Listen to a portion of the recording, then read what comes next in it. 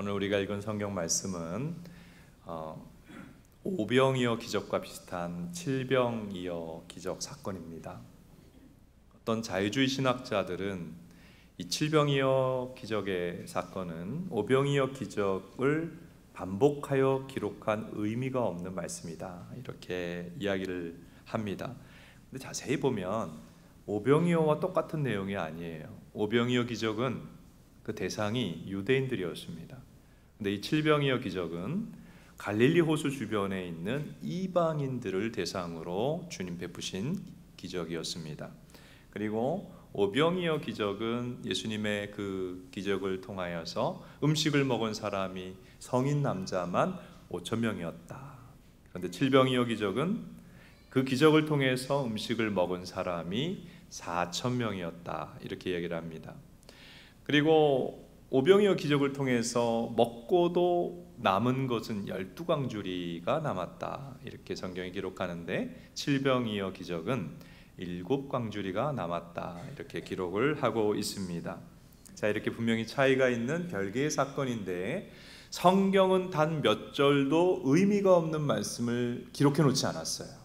단 한 절도 우리에게 주는 의미와 교훈이 있는데, 성경이 칠병이어 사건을 기록한 의도를 우리가 좀 알 필요가 있습니다. 오늘 칠병이어 기적 사건이 우리에게 어떤 영적인 교훈을 주는가 살펴보도록 하겠습니다. 첫째로, 기적이 우리에게 참 믿음을 가져다 주지 않는다 하는 것입니다.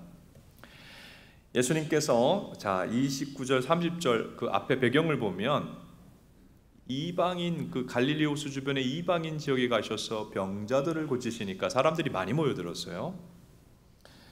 예수님은 항상 무슨 치유가 목적만은 아니시죠. 그 몰려든 사람들에게 말씀을 전해주셨는데 3일간의 말씀 집회가 됩니다.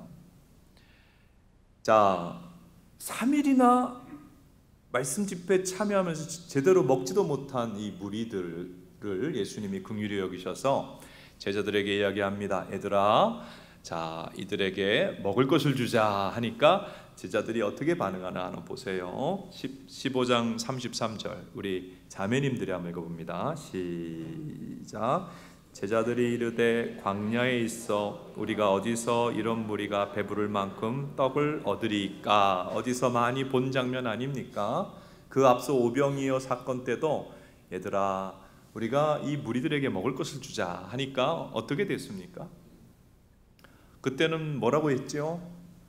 아니, 우리가 예수님, 돈이 이 많은 무리들에게 먹을 것을 사줄 만큼 돈이 없습니다. 돈을 가지고 안 된다고 했는데 오늘 지금 똑같은 양상입니다. 돈이라고 하진 않고 여기는 광야라서, 여기는 떡을 사 먹을 데가 없어서 장소가 문제입니다라고 얘기를 하는데 동일하게 예수님, 우리는 이 사람들을 먹일 수가 없습니다라고 이야기하는 제자들의 모습을 볼 수가 있습니다. 여러분, 우리가 15장 말씀을 보는데 칠병이어 기적, 불과 얼마 전에 오병이어 기적이 일어났어요. 14장에 나옵니다.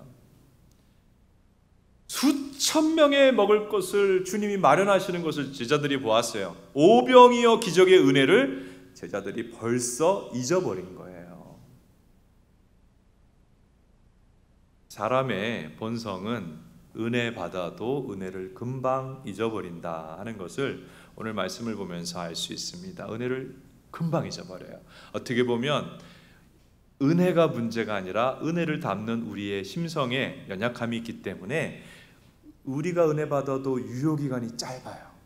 여러분, 은혜 받으면 얼마나 갑니까? 어떤 분들은 예배 끝나고 나가다가 주차장에서 벌써 신경질을 내잖아요.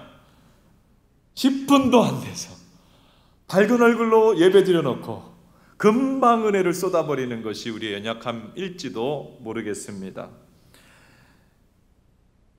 우리들도 마찬가지예요. 제자들만 그런 건 아니에요. 주일날 또는 또 순간순간 은혜 받지만 금방 은혜를 잊어버리는 것이 우리의 모습이죠. 그리고요, 오늘 은혜의 유효기간이 참 짧다 하는 것뿐만 아니라 오늘 본문의 말씀을 통해 우리가 얻는 교훈은 기적이 믿음을 갖게 해주지 못한다는 거예요. 따라하세요. 기적이 믿음을 갖게 해주지 못한다. 자, 기적이 믿음을 갖게 한다면 사람들은 그런 얘기합니다. 예수님 계시면 보여봐라. 아니, 내가 기도하는데 응답하면 내가 교회 안 다니는 사람들, 그럼 내가 믿어볼게.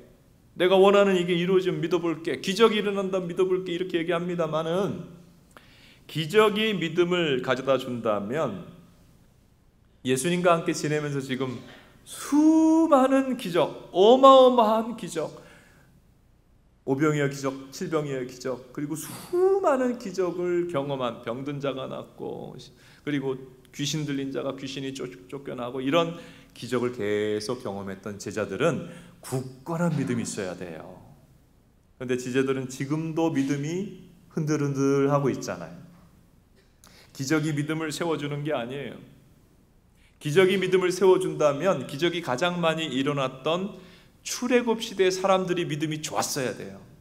모세와 함께 출애굽했던 사람들은 기적을 날마다 경험했어요. 날마다 하늘에서부터 양식이 내리고, 반석을 치면 물이 나오고, 병든 자가 나무에 매단 구리뱀을 보면 나물 있고, 날마다 기적을 경험했지만 그들의 믿음은 형편이 없었어요. 얼마나 믿음이 나빴던지 주님께서 계속 징계하실 수밖에 없었어요. 그래서 기적과 믿음이 별 상관이 없어요. 오늘 우리는 발달된 물질 문명 가운데 살아가고 있습니다. 스마트폰만 봐도 좀 엄청나지 않습니까? 근데 역으로 너무 물질 문명이 발달했기 때문에 사람들이 초자연적인 것, 영적인 것에 대한 갈망이 있어요. 이건 교회 안 다니는 사람도 마찬가지예요. 그리고 이런 영적인 갈망이 구체적으로 어떻게 드러나냐 하면 기적에 대한 관심으로 표현이 되고 있습니다. 교회 안의 상황을 보면, 자, 사람들이 의외로 초자연적이고 기적에 대하여 교회 다니는 사람들도 관심이 많아요.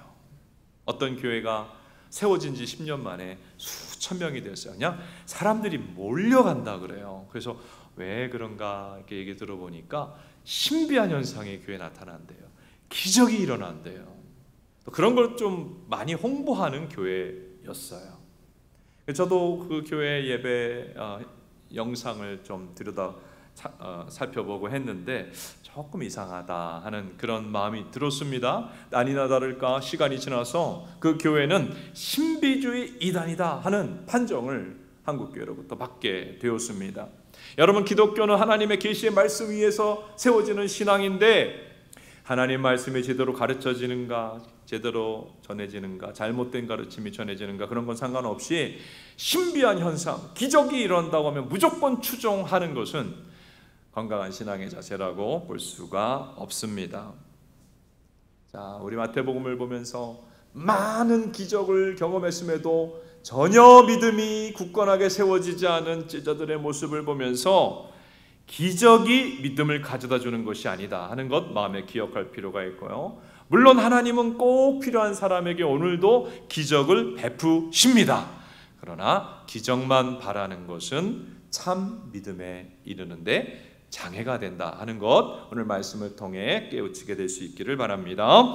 두 번째, 오늘 본문의 교훈은 믿음의 필수 요소는 하나님의 말씀이다 하는 거예요. 따라합시다. 믿음의 필수 요소는 하나님의 말씀이다. 지금 이 무리들이 처음에 예수님께서 병 고쳐주니까 모여들었는데, 예수님의 관심은 믿음을 세워주는 데 있거든요. 하나님 말씀을 전했는데 며칠 동안 전했습니까? 며칠 동안? 3일 동안 전했어요. 그래서 예수님과 함께 3일 있었어요. 그러니까 이 사람들이 지금 왜 병 고침 받고 바로 집에 가지 않았느냐, 왜 3일간 예수님 곁에 있었냐 하면 예수님의 말씀을 듣다가 그 말씀에 은혜 받았기 때문이에요. 그래서 이 사람들이 놀라운 것은 집에도 안 들어가고 말씀을 들었고 밥도 안 먹고 3일간 말씀을 들은 거예요. 자, 이 사람들이 한 3일간 말씀 들은 시간을 조금 유추해 보면 3일이면 몇 시간이죠? 72시간이에요.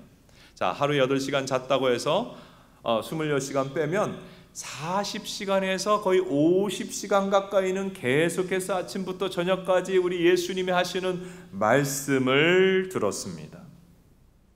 여러분 40-50시간이 3일 동안 말씀을 들었는데 이게 어느 정도 시간인가를 제가 설명을 드립니다. 우리가 1년 동안 주일 예배를 잘 참석할 때 듣는 설교 시간이 몇 시간인 줄 아세요? 보통 우리 교회 기준으로 설교 시간이 35분, 주일날 40분, 길면 40분입니다. 그러니까 52주 하면 30시간에서 34시간이에요. 그러니까 이 예수님과 3일 동안 말씀을 들은, 계속해서 말씀 들은 사람들은 오늘 현대교회 다니는 우리들이 1년 동안 말씀 듣는, 설교 말씀 듣는 시간보다 더 많은 시간 말씀을 들은 거예요.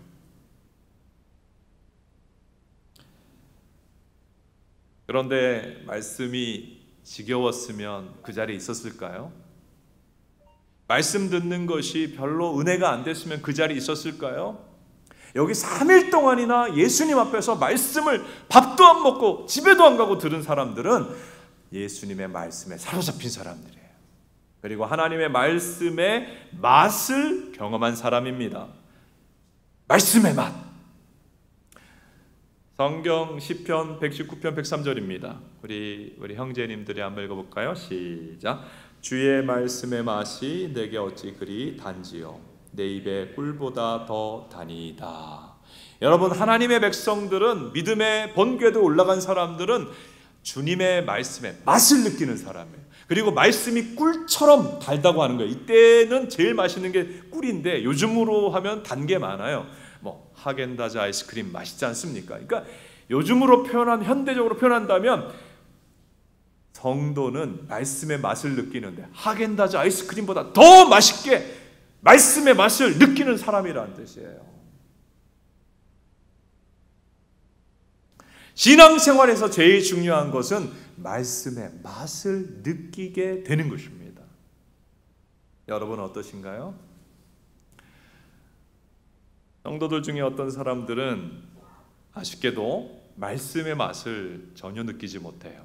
제가 예전에 신방을 했는데 어떤 분이 이런 얘기 너무 솔직하게 얘기하시는 거예요. 목사님, 저는 불면증이 좀 있는데 잠이 안 올 때 성경을 꺼내서 읽습니다. 그럼 성경을 조금만 읽으면 금방 잠이 와요. 그 성경을 수면제로 사용하시더라고요. 그러니까 말씀이 하나도 맛이 없는 자기의 솔직한 상황을 그렇게 표현하셨어요. 아마 이 자리에 있는 분들도 혹시 그런 분이 있을 수도 있어요. 그리고 어떤 분은 교회 와가지고 예배 드릴 때 주무셔요. 제가 늘 말씀드립니다마는 전날 피곤했고 한 주간 일을 많이 하고 교회 오셔서 주무실 수가 있습니다. 여러분, 너무 피곤하면 예배 시간에 부담 없이 주무십시오. 코 골고 주무셔도 돼요. 너무 피곤하면 그럴 수가 있죠. 근데 어쩌다가 졸린 게 아니고 예배 시간마다 그냥 설교 시간이 되면 그냥 주무시는 분이 계세요. 이거는 말씀의 맛이 전혀 느껴지지 않는 거예요. 말씀이 전혀 자기에게 와닿지 않기 때문에 그냥 선포되는 하나님 말씀 앞에 졸아버리는 거예요. 이건 굉장히 위험한 영적 상태입니다. 말씀의 맛을 모르면 신앙이 본궤도에 올라가지가 않습니다. 여러분, 우리가 성경을 이제 예배 시간에 설교 들을 뿐만 아니라 성경을 개인적으로 읽고 또 설교 말씀을 꾸준히 듣게 되다 보면 어느 순간 말씀이 깨달아져요. 말씀이 이해가 돼요. 그리고 말씀의 맛이 느껴지게 됩니다. 이런 은혜가 있기를 축복합니다. 그러다가 말씀의 맛이 내가 드라마 보는 것보다 말씀을 듣는 게 좋구나. 말씀이 달게 느껴지기 시작하다가 세상에서 제일 좋은 것이 하나님 말씀이구나 하는 것이 마음에 그런 생각이 들어요. 모든 것보다 말씀이 제일 답니다. 그러면 이제 은혜 받게 되는 거예요. 은혜 받는 신앙생활로 나아가게 되는 거예요. 어떤 초신자분이 이제 나이가 꽤 드신 분이에요. 불신자로 사시다가 무신론자로 살다가 성경을 읽게 됐어요. 근데 너무 말씀이 좋은 거예요. 아주 공부도 많이 하신 분이에요. 그래가지고 한글 성경, 영어 성경, 일어 성경, 한자 성경, 다양한 번역으로 한 장 한 장 읽다가 한 장 한 장 성경의 내용이 너무 중요해갖고 정리를 했어요. 2터 노트를 마련했어요. 말씀이 너무 맛있고 말씀이 너무 좋으니까 쫙 정리한 거예요. 제가 예전에 보면 친구 중에 대학생 때 태백산맥이라는 장편 소설이 있어요. 그 너무 좋아가지고 내용을 다 요약을 한 친구가 있었어요. 저도 생각해보면 대학생 때 성경을 읽다가 너무 좋은 거예요. 일주일에 한 번씩 성경을 일독하면서 너무 말씀이 좋아가지고 창세기부터 중요한 성경을 다 메모해서 성경 요약 정리한 노트가 있었어요. 여러분, 말씀의 맛을 느끼기 시작하면 세상의 어떤 것보다 하나님 말씀이 귀하다, 이런 마음이 깨달아집니다. 할렐루야. 하나님께서는 우리의 신앙이 성경 말씀, 기록된 하나님 말씀 위에 세워지도록 정해놓으셨어요. 그래서 우리는 기적을 바라고 기적 위에 세워진 신앙이 아니라 하나님의 계시된 말씀에 그 위에 신앙이 세워질 것을 기대해야 됩니다. 자, 로마서 10장 17절 말씀 우리 자매님들 한번 읽겠습니다. 시작. 그럼 믿음은 들음에서 나며 들음은 그리스도의 말씀으로 말미암느니라. 앞과 뒤를 연결해 보면 믿음은 어디서 나와요? 말씀에서. 말씀을 듣기 어떻게 해야 돼요? 들어야 돼요. 여러분, 말씀은 크게 세 가지 양상이 있습니다. 기록된 말씀, 선포된 설교 말씀, 그리고 육신이 된 말씀, 예수 그리스도. 우리가 기록된 말씀을 읽는 것도 중요한데 선포된 설교 말씀을 듣는 것이 매우 중요합니다. 어떨 때는 읽는 것보다 더 중요할 수도 있어요. 물론 잘못된 설교, 제대로 성경을 풀어서 전하는 그런 설교가 아니라면 문제가 되겠지만 제대로 하나님 말씀을 풀어 전하는 설교 말씀을 듣는 것은 너무너무 중요한 거예요. 그것이 믿음을 세운다 그랬어요. 여러분, 이 시간 말씀을 듣는 가운데 믿음이 세워지고 계신 줄로 믿습니다.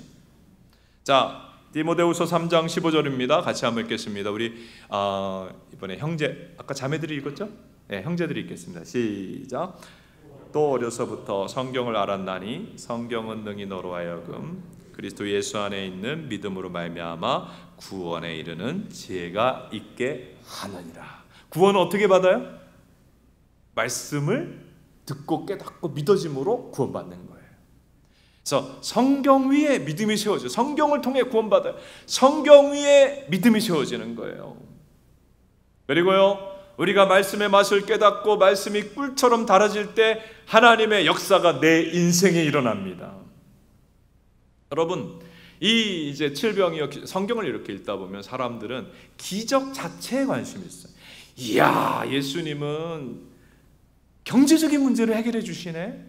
4,000명이, 남자만 4,000명이니까 수만 명이 먹을 것이 없는데 먹을 것 문제를 해결해 주시네. 이거에 관심을 가져요. 근데 이 성경을 자세히 읽어보면 이 기적이 일어난 앞 이유가 있어요. 앞에 원인이 있어요. 원인이 뭐냐 하면 여기에 예수님 앞에 모여있던 사람들은 갑자기 먹을 것이 생기는 기적이 일어난 게 아니라 3일 동안이나 예수님의 앞에서 말씀을 사모하여 은혜 받으며 들은 사람들이라는 거예요.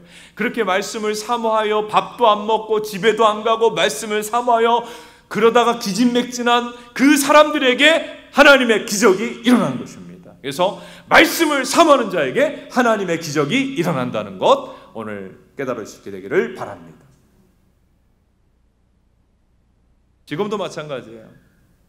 하나님 어떤 사람 사랑하는 줄 아세요? 물론 하나님 모든 사람을 사랑합니다. 우리 모두를 사랑합니다. 여러분, 우리 자녀가 여러 명 있어도 자녀 다 사랑하잖아요. 근데 자녀 각 사람마다 부모인 우리와 관계는 조금씩 달라요. 좀 더 먼 사람도 있고 조금 깊은 사람도 있어요. 여러분, 하나님 우리 모두를 사랑하지만 우리 각 사람과 하나님 관계는 깊이가 다 달라요. 어떤 사람 좀 멀고 어떤 사람 가까워요. 하나님 매우 가깝게 여기시고 매우 축복하는 사람이 어떤 사람이냐면 하나님 말씀을 사랑하는 사람입니다. 하나님 말씀을 사랑해서 세상 즐거움 누리는 것보다 예배 나와가지고 드라마 보는 것보다 설교 말씀 듣는 것을 좋아하고 하나님 말씀을 사모하고 그 진리 깨닫는 것을 기뻐하고 그 진리대로 살아보려고 하는 말씀을 사랑하는 사람을 주님이 사랑하시고 은혜 베푸시고 축복하십니다. 말씀을 사랑했던 이 3일 동안 주님 말씀을 들었던 백성들에게 하나님의 역사 일어나듯이 말씀 사랑하는 주님의 백성들에게 하나님의 역사가 일어나는 것입니다. 우리 모두 주님 말씀을 더욱 사모하여 주님의 은혜와 축복을 경험하는 복된 신앙생활 하시기를 바랍니다. 세 번째로 오늘 본문에 교훈, 믿음은 예수님이 우리 문제를 해결해 주시는 분임을 확신하는 거예요. 이게 믿음의 핵심이에요. 예수님이 우리 문제를 해결해 주시는 분이시다. 이 칠병이어 기적의 사건은 사실은 16장 5절로 12절에 나오는 누룩의 비유 말씀과 한 세트예요. 떼어내서 해석할 수가 없어요. 자, 칠병이어 기적의 역사에 일어난 이후 예수님께 제자들과 함께 갈릴리 호수 건너편으로 가자, 다른 지방으로 가자 하셨어요. 그래서 이동하는데 제자들이 굉장히 수군수군하는 거예요. 왜 그런 것? 걱정하고 있어요. 염려하고 있어요. 뭘 염려하느냐 하면, 아유, 우리가 다른 지방으로 가는데 지금 먹을 것을 안 챙겨왔다. 떡이 없다. 그거 가지고 걱정하고 근심하고 있는 거예요. 예수님이 제자들에게 뭐라고 하시나 봅시다. 16장 8절 9절 우리 다 같이 한번 성경 읽어보겠습니다. 16장 8, 9절 시작. 예수께서 하시고 이르시되 믿음이 작은 자들아 어찌 떡이 없으므로 서로 논의하느냐? 너희가 아직도 깨닫지 못하느냐? 떡 5개로 5,000명을 먹이고 죽은 것이 몇 바구니며 10절 떡 7개로 4,000명을 먹이고 죽은 것이 몇 광줄이었는지를 기억하지 못하느냐? 벌써 은혜 받은 것 까먹었느냐? 예수님이 말씀을 하십니다. 너희가 오병이어 기적 사건을 얼마 전에 경험했고 방금 칠병이어 기적을 경험했는데, 즉 내가 너희들의 먹고 사는 문제, 경제적인 문제가 봉착했을 때 도와주고 해결해 주는 것을 방금 경험하고도 또 지금 먹을 것이 없다고, 또 지금 경제적인 문제를 가지고 염려, 근심, 걱정, 좌절하느냐 하는 말씀입니다. 어찌 그리 너희는 받은 은혜를 금방 잊어버리느냐 하는 그런 책망도 그 말씀 안에 들어 있습니다. 근데 여러분, 제자들만 예수님이 은혜 주시는데, 문제 해결해 주셨는데 금방 잊어버리고 또 염려하고 무너지고 하는 게 아니라, 사실은 우리들도 그렇지 않습니까? 우리들의 모습도 그렇죠. 우리가 인생을 살면서 어떤 문제를 만났습니다. 하나님 앞에 나와서 예배하며 기도할 때 주님이 도와주셔서 넘어갔어요. 그런데 우리는 살면서 또 다른 문제를, 또 다른 인생의 파도를 만났잖아요. 그러면 또 흔들리면서 과거에 받은 은혜를 잊어버리고 걱정, 근심, 염려, 좌절에 빠지는 우리의 모습들이 있지 않습니까? 이렇게 은혜 받았지만 세상 문제 앞, 세상에서 만나는 문제 앞에 또 흔들리고 믿음이 침체되고 믿음이 무너지는 것이, 예수님은, 성경은 은혜 망각증이라 그래요. 한번 따라해 봅시다. 은혜 망각증. 근데요, 성경을 가만히 읽어보면 이것이, 예수님은 단지 기억의 문제가 아니다. 너네가 기억력이 나빠서. 기억이, 금붕어는 이렇게 뭐랄까요? 하여튼 붕어 낚시를 하는 분들은 또 재밌는 얘기가 많더라고요. 금방 미끼 넣고 해서 입이 이렇게 뚫려서 자기가 근데 올라가다가 톡 해가지고 도망쳐 놓고는 또 내리면 또 문다 그러잖아요. 금방 잊어버리고. 하여튼 우리가 잊어버려서의 문제가 아니다. 예수님 말씀합니다. 기억력의 문제가 아니고, 이렇게 하나님의 은혜와 하나님의 도우심을 경험하고도 또 믿음이 흔들리고 약해지는 원인이 다른 데 있다. 자, 16장 11절에 왜 은혜 받고도 또 흔들리는 믿음이 되는지 나오고 있습니다. 우리 같이 한번 16장 11절 같이 한번 읽어보겠습니다. 시작. 어찌 내 말한 것이 떡에 관함이 아닌 줄을 깨닫지 못하느냐? 오직 바리새인과 사두개인의 누룩을 주의하라 하시니. 예수님 문제 원인이 누룩에 있다 그랬어요. 너에게 영향을 미치는 누룩에 있다. 바리새인과 사두개인의 누룩에 있다. 자, 설명을 좀 드려야 되겠습니다. 누룩이라는 것은 빵을 만들 때 부풀게 만드는 그런 효모를 말하는 것이죠. 성경에서 누룩은 영향력을 말하는 것입니다. 특별히 나쁜 영향력을 의미하는 것입니다. 그러니까 바리새인과 사두개인의 누룩이라고 하는 것은 너희들에게 나쁜 영향을 미치는 바리새인과 사두개인의 교훈을 이야기를 하는 것이죠. 조금 더 설명을 드리겠습니다. 바리새인들의 누룩은 신앙의 형식주의를 말합니다. 바리새인들은 신앙을 형식화하는 데 목숨을 걸었어요. 그래서 신앙생활이 뭐냐? 예배드리는 것이다. 일주일에 2번 금식하는 것이다. 봉사하는 것이다. 신앙의 틀을 딱 만들었어요. 이게 신앙이다. 근데 신앙은 형식이 아니라 하나님과 살아있는 관계거든요. 바리새인들의 영향을 받아서 자꾸 이 제자들도 하나님과 살아있는 관계를 맺기보다는 신앙의 틀, 신앙의 형식에 자꾸 집착하는 거예요. 오늘 현대교회 성도들도 이 바리새인의 누룩의 영향이 있습니다. 신앙생활하면 어떻게 본인이 정의하느냐 하면 신앙생활은 주일날 예배 나오는 거지.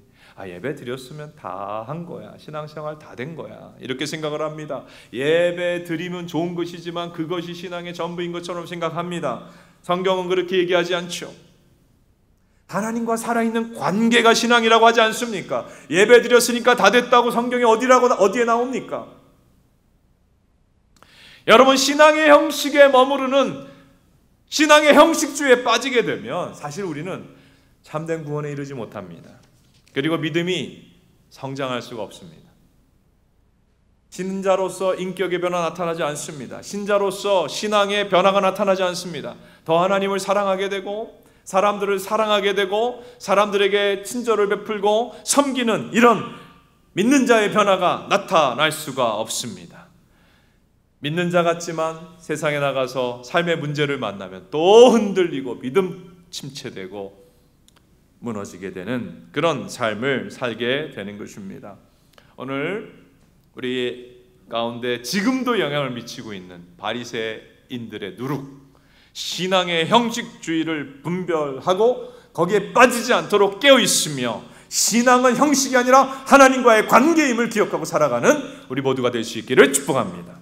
그리고 사두개인의 누룩이 있는데 사두개인의 누룩은 세속주의 신앙을 말합니다. 세속화된 신앙.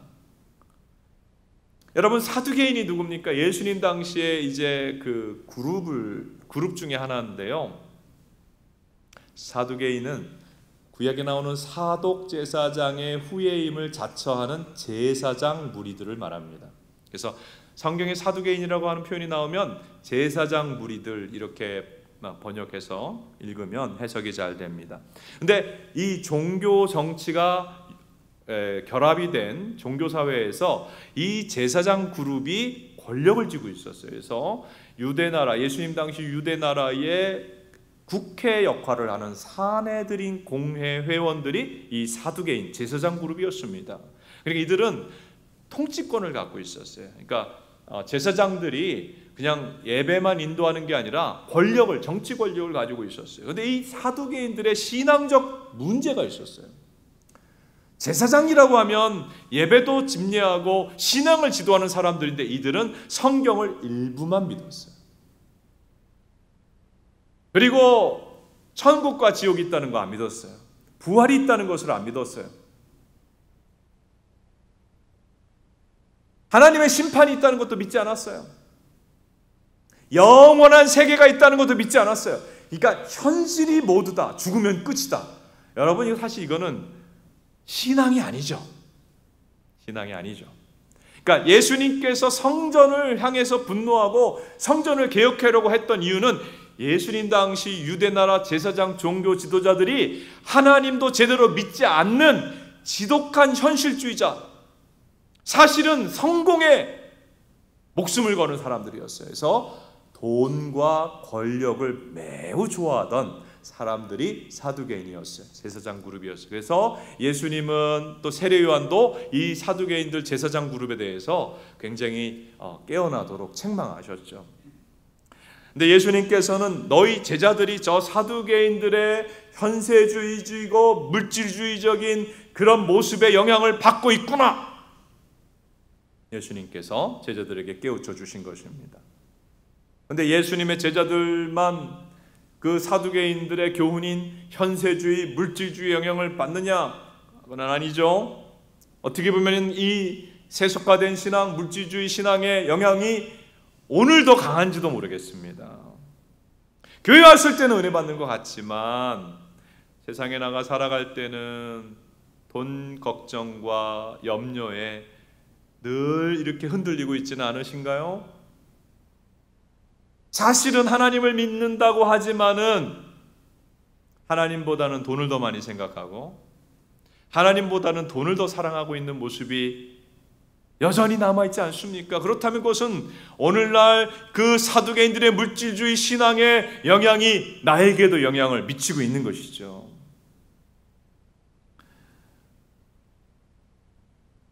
예수님께서 제자들에게 이 자꾸 경제적인 것을 갖고 염려하고 있는 제자들에게 예수님이 어떤 말씀을 주십니까? 16장 9절 10절 한번 읽어볼까요? 우리 다 같이 한번 읽어봅니다. 시작. 너희가 아직도 깨닫지 못하느냐? 떡 5개로 5,000명을 먹이고 죽은 것이 몇 바구니이며 떡 7개로 4,000명을 먹이고 죽은 것이 몇 광주리였는지를 기억하지 못하겠느냐? 예수님 말씀. 너희는 은혜 받는 것 같지만 늘 결론적으로 생활 속에서 먹고 사는 문제 가지고 고민하는구나. 아니 질병이요 기적사건을 경험하고 곧바로 먹을 게 없다고 고민하는 제자들 모습을 두고 하시는 말씀이죠. 너희는 아직도 깨닫지 못하느냐? 내가 너희와 함께하고 그러나 너희에게 어떤 문제가 있을 때 심지어 또 경제적인 문제가 있을 때 그 경제적인 문제들을 내가 해결해 주는 것을 보지 않았느냐? 나는 너희들의 문제를 잘 알고 긍휼히 여겨서 그 문제들을 해결하는 자다. 너희의 경제적인 어려움과 문제도 해결하는 자다. 내가 너희들의 문제를 해결하는 자다. 예수님이 말씀해 주신 것입니다. 따라합시다. 예수님이 우리 문제의 해결자이십니다. 오늘 예수님 말씀하는 거예요.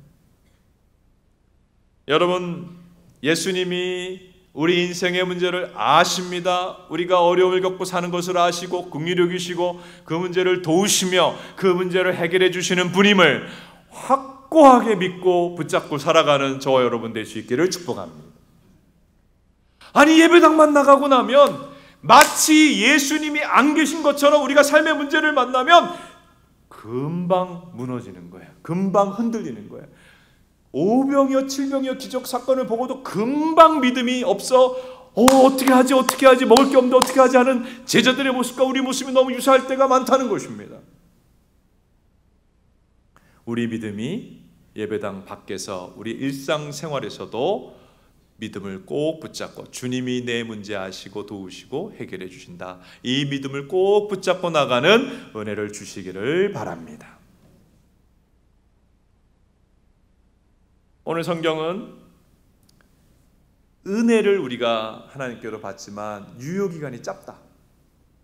은혜 받고 나서도 우리가 세상에 살면서 이런저런 문제를 만날 때 믿음이 흔들리고 시험을 당할 때가 많이 있다. 그렇게 이야기를 합니다. 그렇죠. 우리가 세상에 나가서 세상 사람처럼 걱정 근심하며 흔들릴 때가 종종 있지요. 그래서 예수님 오늘 우리에게 주시는 처방의 말씀은 이것입니다. 기적이 너희들의 믿음을 세워주지 않는다. 너희들은 하나님의 계시된 말씀 위에 믿음을 세워라. 그렇게 말씀하셨고 그리고 너희의 문제를 하나님이 안다. 보고 계시다. 그리고 너희가 어려움 가운데 있는 것을 불쌍히 여긴다. 그리고 주님이 반드시 해결해 주실 것이다. 주님 우리의 문제를 아실 뿐만 아니라 해결해 주신다. 이렇게 오늘 말씀을 합니다. 주님이 나의 문제를 아시고 해결해 주심을 믿고 걸어가는 자는 주님의 역사를 체험하게 될 것입니다. 오늘 말씀 위에 내 믿음을 굳건히 세우기로 결심하고 또 주님이 내 문제를 아시고 도우시는 분임을 믿는 굳건한 믿음으로 우리가 이 땅에 살아갈 때 어려움도 만나고 시험도 만나고 연단도 경험하지만은 그것에 무너지는 흔들리는 신앙이 아니라 은혜를 금방 잊어버리고 헤매는 신앙생활이 아니라 문제로 인해 오히려 하나님의 은혜를 더 경험하는 문제로부터 승리하는 저 여러분 될 수 있기를 주님의 이름으로 축복합니다.